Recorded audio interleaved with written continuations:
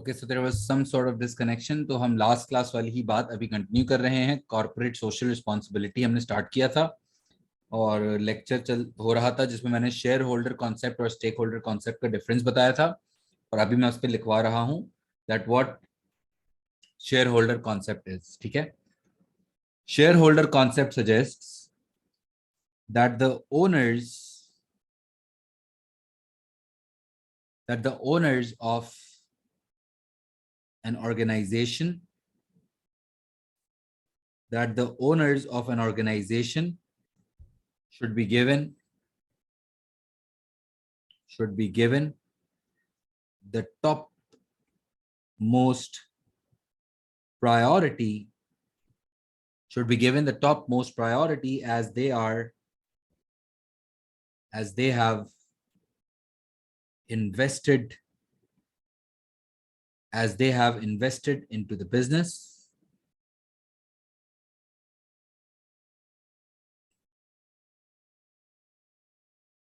और इसके आगे लिखो फुल स्टॉप के बाद in this concept ये लिख लेना the directors are considered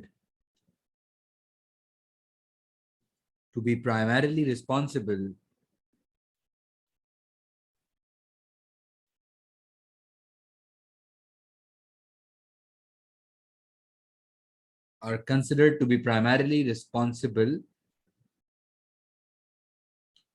towards the shareholders, so they should be kept satisfied.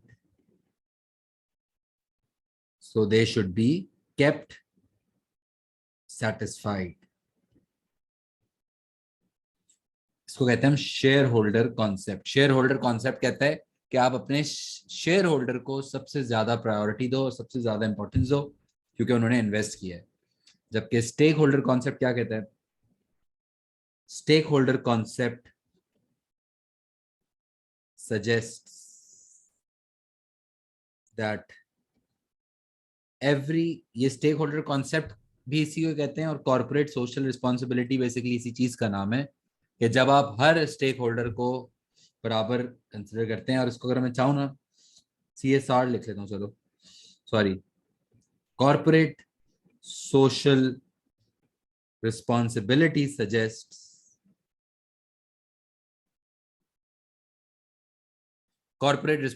suggests that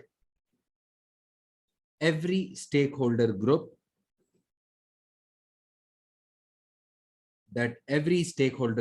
should be given equal importance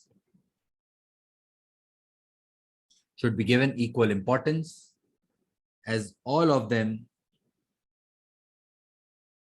are equally important. CSR is based on the concept of the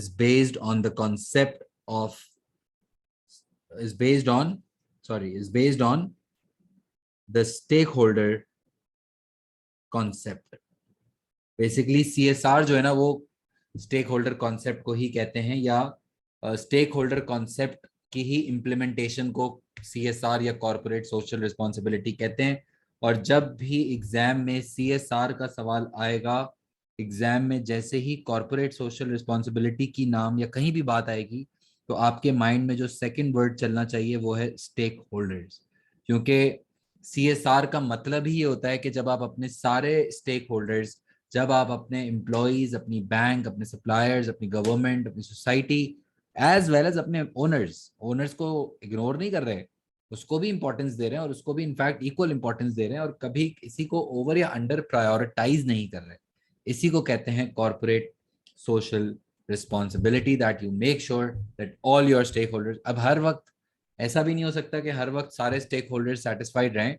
अब किसी एक stake holder को आप खुश करने जाओगे, दूसरा नाराज हो जाएगा, ये तो चलता रहेगा। अब इस पर हम बात भी करेंगे नेक्स्ट क्लास में। लेकिन CSR का बेसिक ऑब्जेक्टिव होता है कि हम कोशिश करें कि जितने ज्यादा स्टेक होल्डर्स को सेटिस्फाइड रख सकें, ऑब्वियसली ओनर को भी सेटिस्फाइड रखें, ओनर को भी अच्छे रिटर्न्स दें, ओनर को हम खुश भी रखें, डिविडेंड्स भी दें, सब कुछ करें, हाँ, लेकिन not at the cost of any miss treatment towards employees, towards customers. हम झूठ बोल के नहीं कमाएंगे, कम कमा लेंगे, झूठ नहीं बोलेंगे। या हम एम्प्लॉय को अगर रखेंगे तो चाइल्ड लेबर नहीं करेंगे, या अगर एम्प्लॉय को रखेंगे तो उनको उसकी जो जायज सैलरी वो उसको हम देंगे टाइम पे, अच्छे तरीके से, फेयर मीन्स पे, फेयर ग्राउंड्स पे बिजनेस को कहते हैं, करने को कहते हैं कॉर्पोरेट सोशल रिस्पॉन्सिबिलिटी। और अगर आप इस तरह से अच्छे तरीके से चलते हो तो clearly there will be a lot of advantages and limitations of being socially responsible। अगर एक बिजनेस बहुत ज्यादा सोशल रिस्पॉन्सिबिलिटीज के साथ चलता है तो क्या कोई इसको फायदे होते हैं? तो यस, डेफिनेटली फायदे तो बहुत हैं कि आप जब अच्छे तरीके से चलते हो, it can be used as a marketing tool, it can be used as a marketing tool जिसमें आप इसको अपना पब्लिसिटी स्टंट भी यूज करते हो। नेकियां बेचते हैं ना, बेसिकली फेसबुक पे लगाते हैं, हर जगह अपनी पब्लिसिटी करते हैं कि हम अच्छे लोग हैं। केएफसी करता है कि हम डेफ एंड डम को एम्प्लॉयमेंट देते हैं। हर कोई बॉडी शॉप करता है कि हम एनिमल टेस्टिंग नहीं करते हैं। Everyone then just tries to sell it off. ठीक है, प्रीमियम प्राइसेस भी उस पर चार्ज करते हो आप, थोड़ा सा शशका डाल के। और इनफैक्ट न्यू कस्टमर्स को अट्रैक्ट करना पॉसिबल हो जाता है। ब्रांड नेम आपका बड़ा स्ट्रांग हो जाता है कि यार ये अच्छे लोग हैं, इनको सपोर्ट करो। क्योंकि कस्टमर्स भी अब बहुत ज्यादा वैल्यू करते हैं ना, कस्टमर्स भी अब बड़े एजुकेटेड और लिटरेट होते चले जा रहे हैं, सोसाइटीज डेवलप होती चली जा रही हैं। तो अब ऐसे बिजनेसेस को बहुत वैल्यू किया जाता है जो सोशल रिस्पॉन्सिबिलिटी के साथ और इनफैक्ट एथिकल प्रैक्टिसेस को माइंड में रखते हुए अपना बिजनेस चलाते हैं। दूसरा, it can help to avoid the attention of pressure groups, जिसमें हम बात कर रहे थे लास्ट चैप्टर में भी। It can help to avoid the attention of pressure groups and the fines और पेनल्टीज फ्रॉम गवर्नमेंट। क्योंकि अगर आप अच्छे इंसान बन के चल रहे हो तो फिर आपके ऊपर फाइन्स नहीं लगते, पेनल्टीज नहीं लगती कि ये पोल्यूशन हो गया, ये मसला हो गया, या ये मीडिया ने रिपोर्ट बना दी, नेगेटिव पब्लिसिटी हो गई, बदनामी हो गई, रेपुटेशन लॉस हो गया। इन सब चीजों से आप बचे रहते हो अगर आप खुद ही अच्छे तरीके से चल रहे हो। तीसरा advantage, it can be used to attract the best employees, because employees को पता है कि यार ये जो ऑर्गेनाइजेशन है ना यार, ये हर स्टेक होल्डर को इंपॉर्टेंट समझती है और इनका मार्केट में नाम है कि ये अपने एम्प्लॉयज को भी बहुत अच्छे तरीके से ट्रीट करती है, अपने कस्टमर्स को भी बहुत अच्छे से ट्रीट करती है। उस इस माइंडसेट की वजह से ही अब एम्प्लॉयज, अच्छा एम्प्लॉय भी ऐसी ऑर्गेनाइजेशन में काम करना चाह रहा होता है। And it can be used to attract investors. अक्सर इसको आप अपने इन्वेस्टर्स को भी पिच करते हो कि यार देखो हम अच्छे लोग हैं, अच्छी तरह काम करते हैं, आपके पैसे भी इन्वेस्ट करेंगे, आपको भी खुश रखेंगे, लेकिन हम, तो ये जो इन्वेस्टर होते हैं ना, ये बड़ा लॉन्ग टर्म सोच रहे होते हैं। ये वो इन्वेस्टर होते हैं जो, उनको पता है कि यार शुरू में तो ये चीजें महंगी हैं, ये सारे याद रखना, शशके वशके करना या अच्छे तरीके से चलना, पोल्यूशन ना करना, एम्प्लॉयज को जायज एंड फेयर सैलरीज देना, कस्टमर्स को एक्सप्लॉइट ना करना, एथिकल मीन्स पे चलना, तो ये सब शुरू में तो बड़ा महंगा है, हाँ, इजी नहीं है।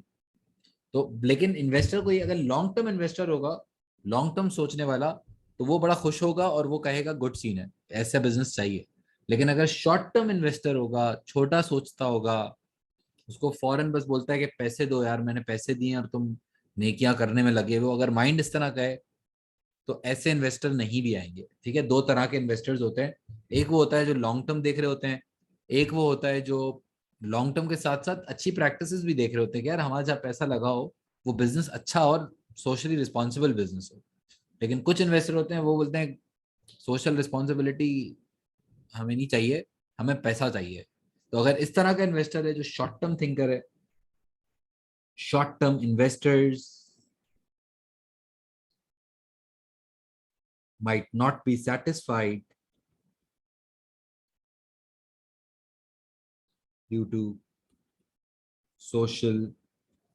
socially responsible activities.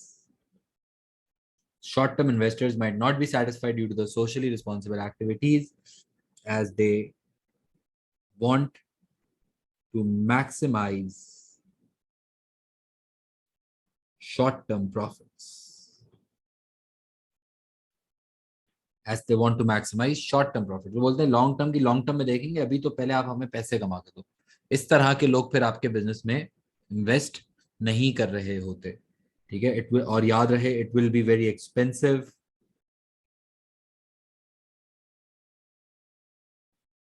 and time consuming to implement social practices which can increase the burden on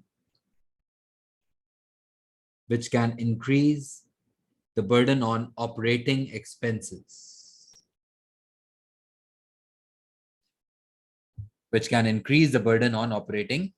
expenses, ठीक है. एक तो ये कि शॉर्ट टर्म इन्वेस्टर्स आपके पास नहीं आ रहे होते. दूसरा ये कि पैसा और टाइम अच्छा खासा लगता है तो खर्चे तो बढ़ते हैं. ठीक है.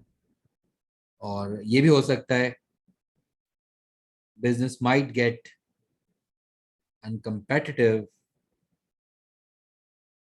if the business is charging a higher price than other competitors. Business might get uncompetitive if the business is charging higher price than other. ऐसा भी हो सकता है कि कस्टमर्स अगर सिर्फ सस्ता प्रोडक्ट ढूंढ रहे हैं और अगर सोसाइटी इस तरह की है कि वहां पे लोग सस्ते प्रोडक्ट को वैल्यू करते हैं एंड दे डोंट केयर कि पीछे चाइल्ड लेबर है, पोल्यूशन है, कुछ भी है, बस सस्ती अगर चीज है. अगर सोसाइटी इस तरह की है जहाँ पे लोग सस्ता प्रोडक्ट ढूंढते हैं, जहाँ पे लोग बोलते हैं यार आप पैसे कम चार्ज करो, भले बाकी पीछे आपका मसला है, कचरा जला दो, कुछ भी कर दो, तो फिर ऐसे सोसाइटीज के अंदर हमारे लिए मार्केट में कंपेटिटिव रहना मुश्किल हो जाता है. क्योंकि बाकी कंपेटिटर्स अगर they are not, if they are not being socially responsible, if they are using child labour, if they are just not concerned about waste disposals, then उनकी कॉस्ट कम होगी. वो बच्चे रख लेते हैं सस्ते सस्ते, वो कहीं भी कचरा जला देते हैं, तो उनके खर्चे कम है. अब जब खर्चे कम है तो वो प्राइस भी कम चार्ज कर सकते हैं. तो ऐसी सोसाइटीज में जहां पे customers are just price sensitive customers and they are concern कि आप सस्ता प्रोडक्ट दो, तो फिर ऐसे सोसाइटीज में चलना बड़ा मुश्किल हो जाता है और यहाँ पे हम अपनी कंपेटिटिव पोजीशन लूज भी कर सकते हैं. ठीक है. लेकिन अगर एग्जाम में अगर वो पूछता है आपसे कि यार बताओ एक बिजनेस को सोशली रिस्पॉन्सिबल होना चाहिए या सोशली रिस्पॉन्सिबल नहीं होना चाहिए, तो आप हमेशा लिखोगे कि द बिजनेस, हमेशा सपोर्ट करोगे, हमेशा the business should always ensure that they comply with social responsibility. हमेशा हमेशा आप सीएसआर को और लीगल को और एथिक्स को और इन तरह के जो टॉपिक्स है ना, इनको हमेशा आप सपोर्ट करो. सही है.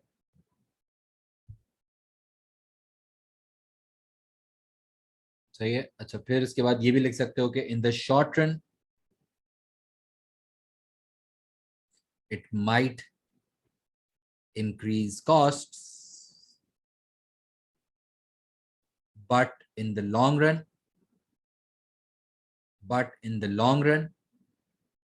it will give significant benefits to the business। ठीक है, शॉर्ट टर्म में तो शायद आपको लग रहा होगा कि नुकसान हो रहा है, लेकिन अल्टीमेटली वो आपको बेनिफिट्स दे देता है। तो कॉर्पोरेट सोशल रिस्पॉन्सिबिलिटी को अब हमेशा हम सपोर्ट करेंगे, और हमें पता होना चाहिए कि एक बिजनेस सोशली रिस्पॉन्सिबल कैसे होता है। एक बिजनेस सोशली रिस्पॉन्सिबल ऐसे होता है कि वो अपने सारे स्टेक होल्डर्स के, वो अपने जो जितने भी सारे स्टेक होल्डर्स हैं उनके जो ऑब्जेक्टिव्स हैं या उनके जो हुकूक हैं वो उनको पूरा करता है और टाइम पे पूरा करता है। ऐसे बिजनेस को कहते हैं अ socially responsible business, a business operating on the objectives of corporate social responsibility। And make your notes, make your points, it's a bit detailed theoretical topic, लेकिन हमें ये चीज़ बहुत अच्छे से पता होनी चाहिए क्योंकि ये एग्जाम में बहुत ज़्यादा आता है। और लिख लो एक दफ़ा, रीड कर लो एक दो दफ़ा, and then we'll go up to the next class।